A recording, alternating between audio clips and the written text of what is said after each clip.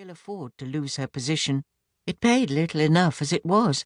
Every farthing she could scrimp went into the tin box kept hidden beneath a loose floorboard in her tiny flat. Every penny put her one step closer to achieving the dream of one day being a shop owner herself.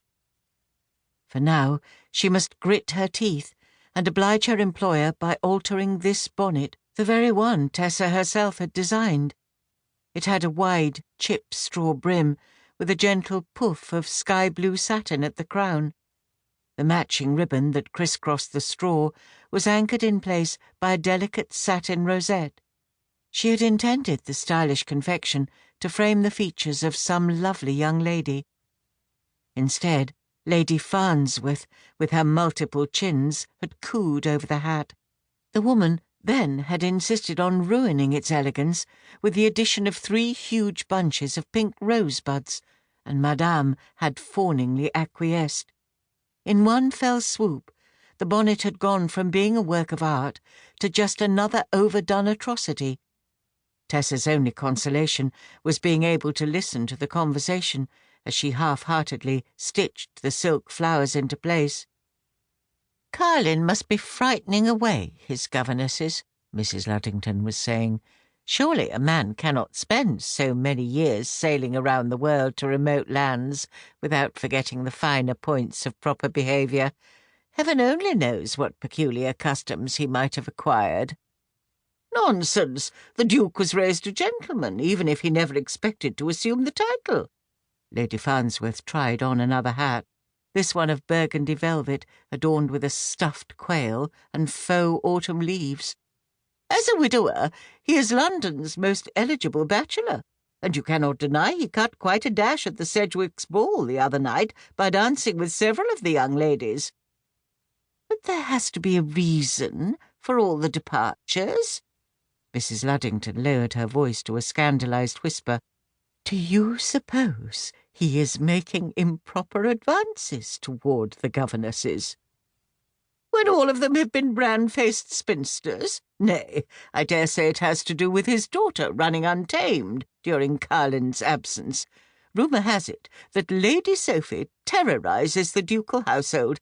Her maternal grandparents raised her, and everyone knows what rattlepates the Norwoods are." "Well, the girl ought to have learned suitable behaviour by now. If she's still spoiled at 4 years, it must be nipped in the bud at once." "Carlin is in need of a wife to take matters in hand," Lady Farnsworth said in agreement. "My granddaughter will be making her bows in the spring, and it would be quite a plum for her to acquire a duchess's tiara." "Let us hope that Lady Sophie's manners improve in the interim."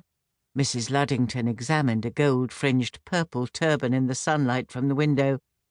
"The naughty child wants discipline, and swiftly.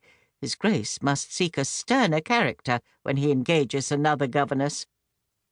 Tessa's fingers stilled in the act of tying off a thread. The sudden jolt of her heart caught her by surprise. The idea that leaped into her mind was utterly daft.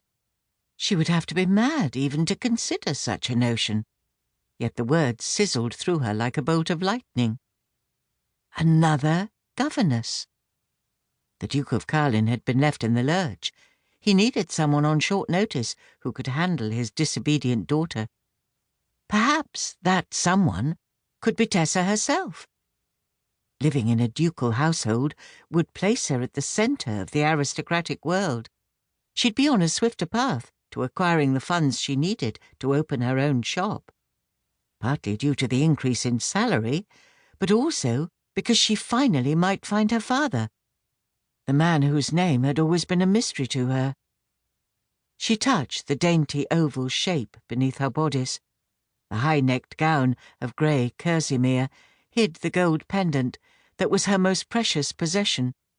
In the 16 years since her dying mamma had placed it around Tessa's neck, never once had she removed it. Her fingers traced the small image engraved on the piece. The coat of arms belonged to a noble family, her father's family. But who was he? Since most of her waking hours were spent here at work, she'd had little opportunity to discover the answer. Tessa didn't dare ask anyone either. If she were to show it to any...